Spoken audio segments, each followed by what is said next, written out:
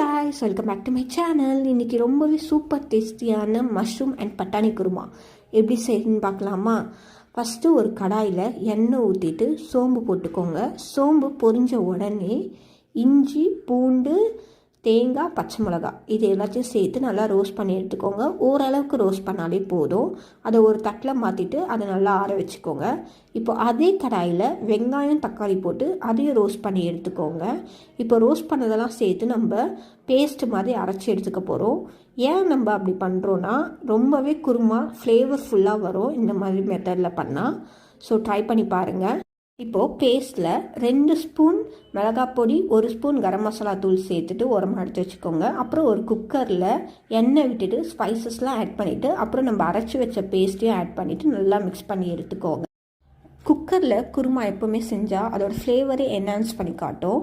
இப்போது இது கூடவே கொஞ்சமாக சால்ட்டு, அப்புறம் கட் பண்ணி வச்சுருந்த வெஜிடபிள்ஸ் எல்லாமே சேர்த்துக்கலாம். மஷ்ரூம் அண்ட் பட்டாணி தான் சேர்த்துக்கிறேன். அப்புறம் தேவையான அளவு தண்ணி ஊற்றிட்டு மேலே கொத்தமல்லி தூவி விட்டுட்டு குக்கரை நம்ம மூடி எடுத்துகிட்டு 3 விசில் விட்டு எடுத்துக்கலாம்.